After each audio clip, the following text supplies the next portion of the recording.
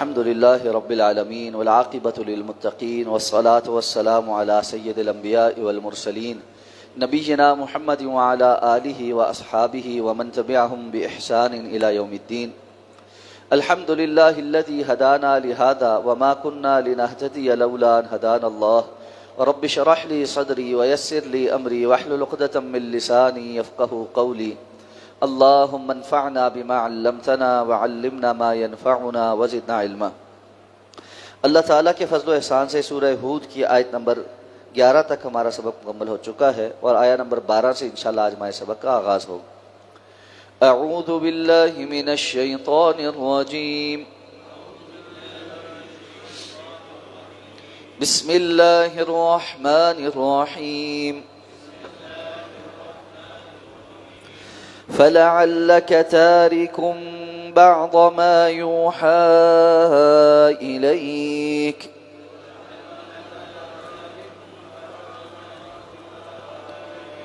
وضائق به صدرك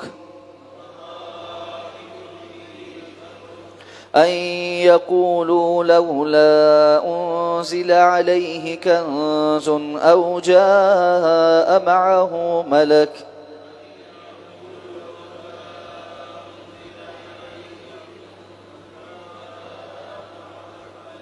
إنما أنت نذير والله على كل شيء وكيل. أم يقولون افتراه قل فأتوا بعشر سور مثله مفتريات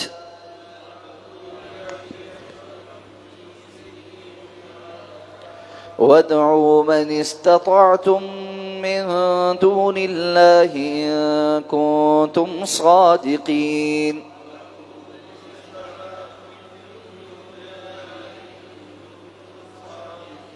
فإن لم يستجيبوا لكم فاعلموا أنما أنزل بعلم الله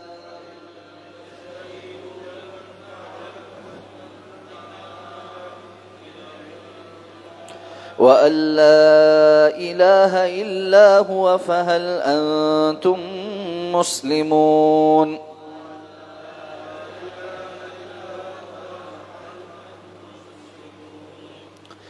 فلعلک تارک، پھر شاید آپ چھوڑ دینے والے ہیں، بعض ما یوحى الیک، کچھ حصہ جو آپ کی طرف وحی کیا جاتا ہے، وضائق به صدرک، اور اس وجہ سے آپ کا سینہ تنگ ہونے والا ہے، ان یقولوا، کہ یہ کہتے ہیں، لولا انزل علیہ کنز، کیوں نہیں اس پر کوئی خزانہ اتارا گیا، او جاء معہ ملک، یا اس کے ساتھ کوئی فرشتہ کیوں نہ آیا. انما انت نذیر، یقیناً آپ تو صرف ڈرانے والے ہیں، واللہ علی کل شیء وکیل، اور اللہ ہر چیز پر نگران ہے. ام یقولون افتراہ، یا یہ کہتے ہیں کہ اس نے اسے گھڑ لیا ہے. قل، کہہ دیجئے، فأتوا بعشر سور مثلہ مفتریات، پھر اس جیسی 10 کھڑی ہوئی صورتیں لے آؤ.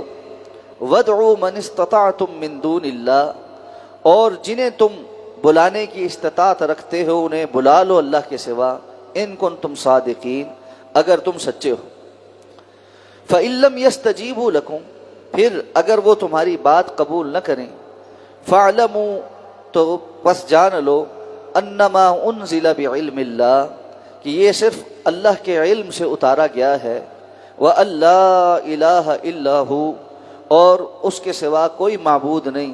فَهَلْ أَنْتُمْ مُسْلِمُونَ، تو کیا تم حکم ماننے والے ہو، سر تسلیم خم کرنے والے ہو. مشرکین مکہ رسول اللہ صلی اللہ علیہ وسلم کی دعوت کے انکار کے لیے مختلف قسم کے ہیلے بہانے تراشتے رہتے تھے. قرآن مجید نے مختلف مقامات پر ان کی یہ ہیلے بہانے، پینترے اور آپ کے اوپر کسے جانے والے الفاظ ذکر کیے. امام الانبیاء جناب محمد الرسول اللہ صلی اللہ علیہ وسلم جب دعوت کے میدان میں اترے تو اس سے پہلے 40 سال آپ کی زندگی قریش مکہ کے سامنے تھی، اور وہ آپ کا بڑا احترام کرتے تھے، صادق اور امین بھی کہتے تھے، اپنی امانتیں بھی رکھواتے تھے، اپنے فیصلے بھی کرواتے تھے۔ اور یہی وجہ ہے کہ جب ابتداءً آپ نے ان سے کہا کہ اگر اس پہاڑ کے پیچھے سے کہوں کہ ایک لشکر آ رہا ہے تو تم کیا کہو گے، انہوں نے کہا ہم نے کبھی آپ کی زبان سے جھوٹ کا تجربہ نہیں کیا۔ تو ایک ایسے شخص کو امید ہوتی ہے کہ جب میں حق بات ان کے سامنے رکھوں گا تو یہ اس کو قبول کر لیں۔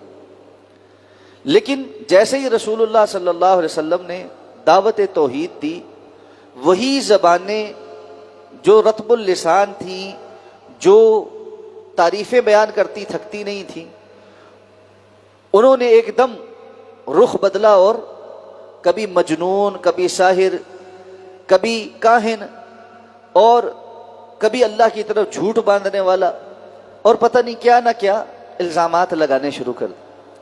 اور اس کے ساتھ ساتھ مختلف مطالبے بھی کرنے لگے کہ اگر آپ واقعتاً نبی اور رسول ہوتے تو پھر یہ مطالبہ پورا کیا جائے۔ ہم جا بجا قرآن مجید میں وہ مطالبے پڑھتے چلے آ رہے ہیں۔ اس آیہ مبارکہ میں کہا کہ اللہ کے رسول صلی اللہ علیہ وسلم ان کے جا بجا کے مطالبوں اور مختلف باتوں کی صورت میں ایسا نہ ہو کہ آپ کا سینہ تنگ پڑ جائے اور آپ وہی کے بعض حصے ان کے مطالبے پر چھپا لیں یا اس سے دستبردار ہونے لگے۔ اب جب انسان یہ آیہ مبارکہ پڑھتا ہے تو ایک خیال آتا ہے کہ رسول اللہ صلی اللہ علیہ وسلم سے اس بات کی توقع کیسے ہو سکتی ہے کہ آپ صلی اللہ علیہ وسلم دعوت دین میں سے کسی بات کو چھپا لیں گے یا چھوڑ دیں گے۔ تو ہم قرآن مجید کے اس اسلوب کو بہت ساری جگہوں پر دیکھتے ہیں کہ اللہ تعالیٰ مخاطب تو رسول اللہ صلی اللہ علیہ وسلم کو کرتے ہیں، لیکن اصل میں وہ کہنا امت کے لیے ہوتا ہے۔ جیسے دوسری جگہ فرمایا لو تقول علینا بعض الاقاویل لاخذنا منه بالیمین ثم لقطعنا منه الوتین، اگر آپ اس قرآن میں اپنی جانب سے ہماری طرف کچھ باتیں منسوب کر دیں تو ہم دائیں سے آپ کو پکڑ کر آپ کی رگے جان کاٹ دیں گے۔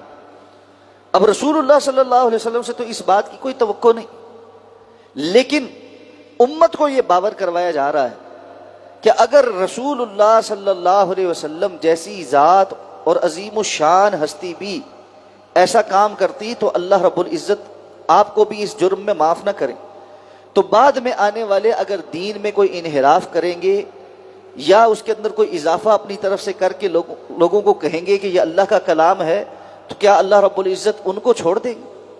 بالکل یہی معاملہ یہاں پر بھی ہے کہ کہیں ایسا نہ ہو کہ دعوت کے میدان میں اترنے پر لوگوں کی باتیں اور ان کے اعتراضات ایک دائی کو اس طرف لے جائیں کہ وہ حق کی بعض باتیں چھپا لے، وحی کی بعض باتیں چھپا لے۔ تو یہ لمحہ فکریہ ان لوگوں کے لیے کہ جو دعوت کا کام کرتے ہیں، اپنے آپ کو دائی کہتے ہیں، علماء کہتے ہیں، لیکن اس کے باوجود حق بیان کرنے کے لیے تیار نہیں، یا اس میں سے بعض چیزوں کو چھپا لیتے ہیں۔ وہ چیزیں جو اپنے بزرگوں کی، اپنے بڑوں کی جس باتوں سے یا اقوال سے متصادم ہوں، ان کی تعویل، ان کی تشریح ایک خاص انداز میں کر کے بات کو گول مول کر دیتے ہیں تاکہ بزرگوں پر کوئی حرف نہ آئے۔ ہونا تو یہ چاہیے کہ کتاب و سنت کو واضح طور پر بیان کیا جائے، اور اگر کسی سے غلطی ہوئی ہے، بزرگ بھی انسان تھے، تو وہاں یہ اچھے ادب کے ساتھ بیان کر دیا جائے کہ اس معاملے میں فلاں عالم کو غلطی لگی، کتاب و سنت واضح، لیکن یہ اسلوب اختیار نہیں کیا جاتا۔ تو اس لیے آپ صلی اللہ علیہ وسلم کو بھی یہ بات کہہ دی گئی کہ اللہ کے رسول آپ لوگوں کی باتوں پر وحی کے کسی حصے کو چھپا نہیں سکتے۔ یہی وجہ ہے اللہ کے رسول صلی اللہ علیہ وسلم نے صحابہ کرام سے تو گواہی بھی لی تھی۔ حجت الوداع کے موقع پر آپ نے ساری باتیں جو بیان کی، اس کے بعد کہا الا هل بلغت، لوگوں بتاؤ آج گواہی دو، کیا میں نے ساری دین کی باتیں تم تک پہنچا نہیں دی؟ صحابہ نے یک زبان ہو کر گواہی دی، اور اللہ کے رسول صلی اللہ علیہ وسلم پھر اللہ کو گواہ بنایا کہ اللہ یہ بھی گواہی دے رہے ہیں، آپ بھی گواہ ہو جائیں کہ میں نے جو ذمہ داری مجھ پر عائد کی گئی تھی وہ من وعن پوری کی پوری یہاں پر بیان کر دی۔ تو اب فرمایا یہ کہتے کیا ہیں؟ آپ کو کہتے ہیں جی کہ اگر آپ اللہ کے سچے نبی اور رسول ہیں تو کوئی خزانہ آپ کے اوپر اتارا جاتا، یعنی دنیاوی آپ کو ایسا کوئی مقام مرتبہ دیا جاتا جس کی وجہ سے آپ کی شان و شوکت ہوتی اور آپ کی بات مانی جاتی. گویا ان کے نزدیک معیار دنیا کا سٹیٹس ہے نہ کہ اللہ کی وحی. اور یہ معاملہ اگر کسی کو اگر سمجھ نہیں آتا تو آج اپنے ہمارے معاشرے کے طرز عمل پہ دیکھیں. ہمارے ہاں ان لوگوں کی بات مانی جاتی ہے اور ان کو بڑا کچھ سمجھا جاتا ہے جن کے پاس روپیہ پیسہ دولت ہے، خواہ وہ حرام سے ہو، خواہ وہ بد اخلاق انسان ہو، خواہ اس کا کردار کیسا ہی کیوں نہ ہو، لوگ اس کی عزت کرتے. اور ایک حامل قرآن، اللہ کی کتاب پڑھانے والے کی عزت ہمارے نزدیک 500 روپے کی ٹیوشن کی رہ گئی، اس لیے کہ ہم نے اللہ کی وحی کو وہ مقام اور مرتبہ نہیں دیا جو جس کا وہ حقدار ہے. اس میں باقی جو ارد گرد کی باتیں ہیں اور بہت سارے اپنے جو قصور ہیں وہ ایک علیحدہ جگہ ہے، لیکن وہ نہ بھی ہوں. بعض لوگ یہ کہتے ہیں جی قرآن نے اپنا معیار خود گرایا ہوا ہے، علم بھی نہیں، فلاں بھی نہیں. چلو وہ ساری باتیں ہم ختم کر دیں. کوئی پائے کا عالم بھی ہو، اچھا محدث ہو، اور کتنے ہیں ہمارے ہاں، میں جانتا ہوں مدارس میں 35 سال سے ماشاءاللہ پڑھا رہے ہیں، اور اللہ کے ہاں ان کا جو مقام ہوگا وہ قیامت کے روز ہی پتہ چلے. ان کی ہم جتنی بات مانتے ہیں اور اس کے مقابل کسی دنیا دار، کسی چیئرمین، کسی MNA MPA کی باتیں جتنی مانی جاتی ہیں، یہ سب ہمارے ساتھ. وجہ کیا ہے؟ وجہ یہ ہے کہ دنیا کے مفاد کی خاطر اور دنیا کے معیار کو جو ہم نے اپنے سامنے رکھ لیا، تو نتیجہ یہ ہے وہی جو ہے وہ نیچے چلی گئی اور دنیا کے معیار اوپر آ گئے. یہی بیماری ان کی بھی تھی. تو وہ کہتے تھے نبی اور رسول بھی دنیاوی چودراہٹ والا ہو. یہ وہی کیا ہوتی ہے؟ اللہ کی طرف سے وہی آتی ہے، پھر یہ تو کوئی بات نہ ہوئی. چلو اگر وہی آتی ہے تو ساتھ کہتے او جا ماہو ملک، تو کوئی فرشتہ ساتھ آتا، پروٹوکول کے طور پر چل رہا ہوتا، ہم سے ملتا، ہمیں نظر آتا، ہمیں کہتا یہ اللہ کا نبی اور رسول ہے، تو ہم مانتے کہ یہ اللہ کا نبی اور رسول ہے. اس کے بغیر تو ہم نہیں مانتے. زبانی ہم اس کی بات کیسے مان لیں؟ اللہ تعالیٰ نے فرمایا انما انت نذیر، آپ کا کام ان سے منوانا نہیں ہے، آپ کا کام تو ڈرانا ہی ہے کہ جو اس قسم کا طرز عمل اختیار کرے گا اس کو پھر اللہ کا عذاب ہی پہنچے گا. قرآن مجید نے بہت ساری جگہوں پر کہا ہے کہ آپ بشیرا و نذیرا ہیں، خوشخبریاں دینے والے بھی ہیں اور ڈرانے والے بھی ہیں. یہاں صرف ڈرانے والا کہا ہے. کیوں؟ جن لوگوں کا طرز عمل بیان ہو رہا ہے ان کو ڈرانا ہی ہے. ان کے لیے خوشخبری کیا ہے کہ جو اللہ کے انبیاء کے ساتھ، دعوت دین کے ساتھ یہ طرز عمل اختیار کرے اس کو اللہ کے عذاب کی وعید ہی ہے. تو فرمایا انما انت نذیر، آپ تو صرف ڈرانے والے ہیں. واللہ علی کل شیء وکیل، اور ہر چیز کا نگہبان، ہر چیز پر نگران تو وکیل تو اللہ ہے. ہر چیز کس طرح سے وقوع پذیر ہونی ہے، کب ہونی ہے، اس کی لائحہ عمل کیا ہوگا، اس کے لیے فرشتے کو بھیجنا ہے یا نبی کو بھیجنا ہے، کس کو نبی بنانا ہے کس کو نہیں بنانا، ان سارے معاملوں کا نگران اور حکم فیصل کرنے والا وہ اللہ کی ذات ہے. یہ کسی کی خواہش پر نہیں کہ جو جیسی خواہش کرنا شروع ہو ویسے ویسے دین بدلتا چلا جائے. اور پھر اگر دین لوگوں کی خواہشات کی اتباع میں اترنے لگے اور چلنے لگے، پھر تو ہر شخص کی خواہش علیحدہ علیحدہ، پھر تو کبھی آپ کسی کو خوش نہیں کر سکتے. اس لیے فرمایا، یا پھر یہ کہتے ہیں کہ آپ نے یہ جو قرآن جو آپ ان کو پڑھ کر سناتے ہیں یہ گھڑ لیا ہوا، یہ آپ کا گھڑا ہوا کلام، نعوذ باللہ آپ نے اللہ کی طرف جھوٹ منسوب کیا ہوا. اس کے لیے لمبی چوڑی باتیں کرتے تھے. کبھی کہتے تھے آپ نے تجارتی جو ساز و سامان لے کر شام کے علاقے وغیرہ جاتے تھے، وہاں عیسائی راہبوں سے اور یہودیوں کے بڑے علماء سے مختلف قصے کہانیاں سنے ہیں، ان کو جوڑ جاڑ کر آپ نے یہ نیا کلام بنا لیا. کبھی کہتے ہیں نعوذ باللہ کہ آپ کے پاس کوئی شیطان آتا ہے اور وہ یہ باتیں آپ کی طرف القاء کرتا ہے اور آپ اس کو اپنی گفتگو کا ذریعہ بنا لیتے ہیں. تو اللہ رب العزت نے فرمایا اگر ایسا ہے فاتوا بعشر سور مثلہ مفتریات، پھر تم اس جیسی 10 صورتیں گھڑ کے لے آؤ. وادعوا من استطعتم من دون اللہ، اور صرف یہ نہیں کہ تم میں سے جو بندہ یہ اعتراض کر رہا ہے وہ ایسا کر لے، اللہ کے سوا جس کو اپنی مدد کے لیے بلا سکتا ہے اس کو اپنی مدد کے لیے بلا لے. قرآن مجید نے ایک مقام پر ان کو پورے قرآن کے مقابل ایک کتاب لانے کا چیلنج دیا، یہاں پر 10 صورتوں جیسی صورتیں لانے کا چیلنج دیا، اور پھر فرمایا کہ ایک صورت اس قرآن کی کسی صورت جیسی، سورہ کوثر جیسی چھوٹی صورت، سورہ اخلاص جیسی کوئی صورت بنا کر دکھا دو، اور یہ چیلنج قیامت تک کے لیے. اور اس کے لیے جس کو بلانا چاہتے ہو. دوسری جگہ قرآن نے کہا صرف انسان نہیں، جنات میں سے بھی جن سے تم اپنی مدد لینا چاہتے ہو ان سے بھی تم مدد لینے کے لیے اپنے پاس بلا لو، تو سارے مل کر اس قرآن کی ایک صورت جیسی کوئی صورت بنا کر دکھاؤ۔ اور یہ چیلنج اس دور سے لے کر آج تک اور قیامت تک قائم دائم ہے، اور قرآن مجید کی حقانیت کا اور معجزاتی کتاب ہونے کی سب سے بڑی دلیل یہ، اور یہ نہیں کہ عربوں نے کوشش نہیں کی، اس دور سے لے کر آج تک ہر دور کے ملحد، کافر، منافق، مشرک ایڑی چوٹی کا زور لگا گئے، فصاحت اور بلاغت کے ماہرین کو جمع کر کے، اور بڑے بڑے نابغہ اور بڑے بڑے شعراء کو جمع کر کے، ایسے ایسے شعراء جن کے سامنے یعنی جو اپنا کلام پڑھتے تھے لوگ ان کی کلام کی فصاحت اور بلاغت کی وجہ سے ان کے سامنے سجدہ ریز ہو جاتے تھے، ان کو بھی بڑے پیسے دیے کہ کوئی ایک آدھ شعر، کوئی ایک آدھ کلام، کوئی چھوٹے موٹے، کوئی نثر، کوئی قصہ ایسا ہمیں لکھ کر دو جو ہم قرآن کے مقابل لے کر آ سکیں، اور آپ اور کچھ نہیں کر سکتے، چلو اس جیسا نہیں بنا سکتے، اس کے اندر کوئی کمی کوتاہی ہمیں نکال کے دو، کوئی فصاحت کی، کوئی بلاغت کی، کوئی معلومات کی۔ آپ سوچ سکتے ہیں کہ 1450 سال سے مسلسل ہر نسل کا، عرب اور عجم کا ہر انسان اس حوالے سے اپنی اپنی کوشش کر کے دیکھ چکا ہو، اور کسی کتاب کے اندر کوئی کمی اور کوتاہی نہ نکال سکا ہو۔ یہاں پر آپ کوئی کتاب کتنے ہی لوگوں کو پڑھوا لیں اور اس کے بعد اس کی کتنی پروف ریڈنگ کروا کر اس کو چھپوا لیں، کوئی نہ کوئی غلطی ضرور نکل آتی، اس لیے نظر ثانی شدہ ایڈیشن آتا ہے، پھر پہلا آتا ہے، پھر دوسرا آتا ہے، پھر تیسرا آتا ہے۔ لیکن 1450 سال سے یہ کتاب اپنی آب و تاب اور شان کے ساتھ کھڑی، اور میں حیران ہوں، اصل میں وجہ یہ ہے کہ قرآن مجید کو پڑھنے کے لیے ہمارے پاس وقت نہیں۔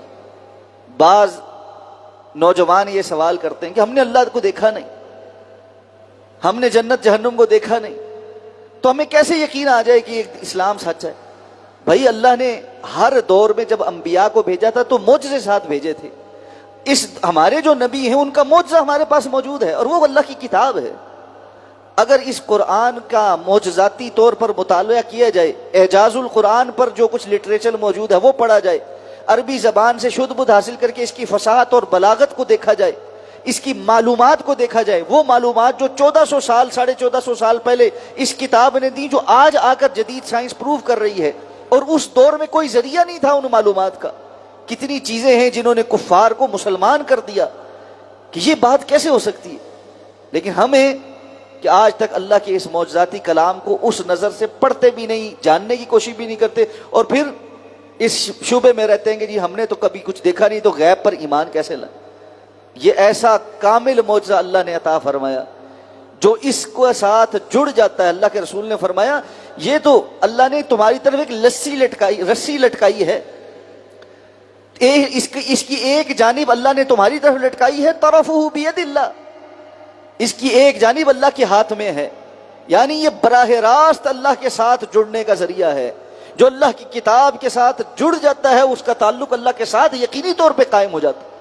جو اللہ کی کتاب کو حقیقی دل کی کھڑکیاں کھول کر تعصب کو چھوڑ کر پڑھنا شروع ہو جاتا ہے، اللہ اس کو ہدایت کے رستے کے اوپر لاتا ہے۔ یہ کیسے ہو سکتا ہے کہ بندہ اللہ سے ہدایت کا طلبگار ہو اور اللہ اس کو ایسے ہی گمراہ چھوڑ دے؟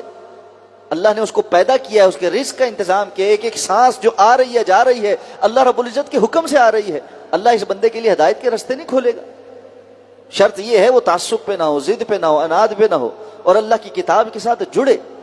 تو فرمایا تم کہتے ہو یہ گھڑی ہوئی کی ہے، کتاب ہے، 10 صورتیں بنا کے دکھاؤ نا اس جیسی۔ اور پھر فرمایا اگر تم سچے ہو تو، لیکن مسئلہ یہ ہے تم سچے ہو نہیں، فَإِن لَّمْ يَسْتَجِيبُوا لَكُمْ، اور اگر یہ تمہاری بات کو، اس چیلنج کو قبول نہ کریں۔